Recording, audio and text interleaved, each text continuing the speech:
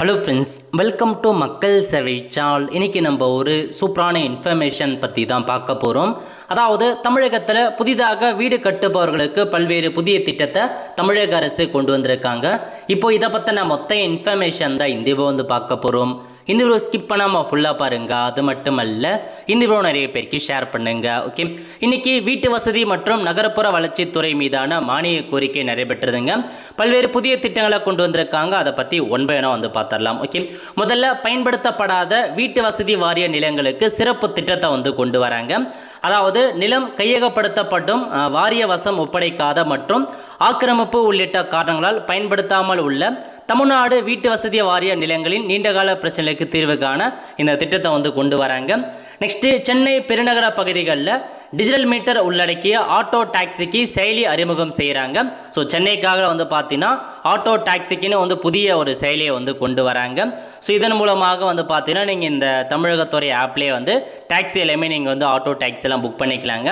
Next, கூற்று வீட்டு வசதி சங்க இணையதளம் மற்றும் செயலி பொதுமக்களுக்கு விரைவான வெளிப்படையான சேவைகளை வழங்கவும், நிர்வாக சீர்திருத்தம் மற்றும் முறைகேடு தடுப்பை உறுதி செய்யவும் தமிழ்நாட்டின் 730 முதன்மை கூற்று வீட்டு வசதி சங்கங்களில் செயல்படும் டிஜிட்டல் மயமாக்கப்பட்டு வெப்சைட் மற்றும் செயலி உருவாக்கப்படும் அப்படின்றத சொல்லியிருக்காங்க. நெக்ஸ்ட்டு, ஒரு முறை கடன் தீர்வு திட்டத்தை கொண்டு வராங்க. 31/3/2026 முன் நிலுவையில் உள்ள அடமானம், கட்டுமானம் மற்றும் இதர கடன்களுக்கு அபராத வட்டி, டிகிரி வட்டி, இஎம்ஐ வட்டி தள்ளுபடி வழங்கப்படுவதுடன் குறைந்த வருவாய் பிரிவினர், நடுத்தர வருவாய் பிரிவினருக்கு கூடுதலாக 1% வட்டி தள்ளுபடி வழங்கப்படும் அப்படின்ற மாதிரி சொல்லியிருக்காங்க. அதுக்காக இந்த திட்டத்தை கொண்டு வந்திருக்காங்க. தமிழ்நாடு ஒருங்கிணைந்த வாழ்விட மின் மேலாண்மை தளத்தை உருவாக்குறாங்க. ஸோ புதுசாக வெப்சைட் கொண்டு வராங்க. தமிழ்நாடு நகர்ப்புற வாழ்விட மேம்பாட்டு வாரியத்தின் குடியிருப்பு ஒதுக்கீடு, ஸ்மார்ட் கார்டு வழங்குதல், காத்திருப்பு பட்டியல், பயனாளிகளின் தரவுத்தளம், குறைதீர்ப்பு எல்லாத்தையுமே பார்த்தீங்கன்னா இந்த வெப்சைட் மூலமாக நீங்கள் தெரிஞ்சுக்கலாம். நெக்ஸ்ட்டு, நில உரிமை கொண்ட பொருளாதாரத்தில் நலிவுற்ற குடும்பங்களுக்கு 15,000 தனி வீடுகள் வழங்கப்படும் அப்படின்றத சொல்லிட்டாங்க. சென்னை மற்றும் இதர மாநகரங்கள், நகரங்கள் மற்றும் பேரூராட்சிகளில் கச்சா வீடுகளில் வாழ்ந்து வரும் நில உரிமை கொண்ட ஏழை குடும்பங்கள் காங்கிரீட் கூரையுடன் தனி வீடுகள் கட்டிக்கொள்வதை எளிதாக்க குடும்பம் ஒன்றுக்கு 2 லட்சம் நிதி ஆதாரம் வழங்கப்பட்டு 15,000 தனி வீடுகள் வழங்கப்படும் அப்படின்ற மாதிரி சொல்லியிருக்காங்க. நெக்ஸ்ட்டு, சென்னை பெரம்பூரில் 111 கோடியில் 462 அடுக்குமாடி குடியிருப்புகள் கட்ட போகிறாங்க. 2,882 கோடியில் 12,648 அடுக்குமாடி குடியிருப்புகள் மறு கட்டுமானம் செய்கிறாங்க. 1 கோடியில் டிடிஆர் பரிவர்த்தனைக்கு மின்னணு இணையவழி தளம் உருவாக்குறோம் அப்படின்ற மாதிரி சொல்லியிருக்காங்க. நெக்ஸ்ட்டு, திட்டமில்லா பகுதிகளில் நஞ்சை நிலங்களை வேளாண்மை அல்லாத பயன்பாட்டிற்கு மாற்றும் நடைமுறையை பார்த்தா எளிமையாக்கம் பண்ணுறாங்க.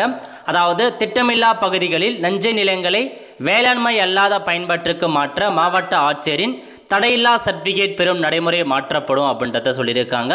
நெக்ஸ்ட்டு பார்த்தீங்க அப்படின்னா வணிக கட்டட அனுமதி 5,380 சதுரடியாக உயர்த்துறாங்க. அனைத்து உள்ளாட்சி அமைப்புகளுக்கும் வணிக கட்டட அனுமதி வழங்கும் அதிகாரம் தற்போதுள்ள 2,000 சதுர அடியிலிருந்து 5,380 சதுர அடியாக உயர்த்துறாங்க. இதன் மூலம் சிறு வணிகர்கள் மற்றும் வியாபாரிகள் எளிதாக கட்டட அனுமதி பெற முடியும் அப்படின்ற மாதிரி சொல்லியிருக்காங்க. சிறிய குடியிருப்பு கட்டடங்களுக்கு உள்ளாட்சி அமைப்புகளிலே அனுமதி வழங்குறாங்க. மாநகராட்சிகள் மற்றும் நகராட்சிகளில் குடியிருப்பு கட்டட அனுமதி வழங்கும் வரம்பு 10,000 16,140 சதுர அடியாக உயர்த்துறாங்க.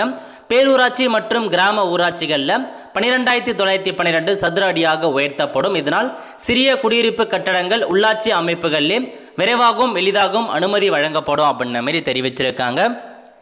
ஸோ நிறையா கட்டட அனுமதியுடைய சதுர அடி எல்லாமே உயர்த்தி அமைச்சிருக்காங்க. நெக்ஸ்ட்டு, தொழிற்சாலை கட்டடங்களுக்கு 3ஆம் தரப்பு சான்றளிப்பு மூலம் கட்டட அனுமதி வழங்கும் நடைமுறையை அறிமுகப்படுத்துகிறாங்க. சிட்கோ, சிப்கோ, எல்கோ போன்ற ஒப்புதல் அளிக்கப்பட்ட தொழிற்சாலை மனைப்பிரிவுகளுக்கு இது பொருந்தும் அப்படின்னு சொல்லிட்டாங்க. வணிக கட்டடங்களுக்கு 3ஆம் தரப்பு சான்றளிப்பு மூலம் கட்டட அனுமதி கொடுக்குறாங்க. அதாவது 3,230 சதுர அடி எஃப்எஸ்ஐ வரை உள்ள வணிக கட்டடங்களுக்கு அங்கீகரிக்கப்பட்ட 3ஆம் தரப்பினர் மூலம் விதிமுறைகள் சரிபார்க்கப்பட்டு கட்டட அனுமதி வழங்கும் புதிய நடைமுறை அறிமுகப்படுத்தப்படும். இதனால் அலுவலகங்களுக்கு நேரில் செல்லாமல் எளிதில் அனுமதி பெற முடிவதுடன் வணிகம் மற்றும் சிறு நடுத்தர தொழில்களின் வளர்ச்சி ஊக்குவிக்கப்படும் அப்படின்றத சொல்லியிருக்காங்க.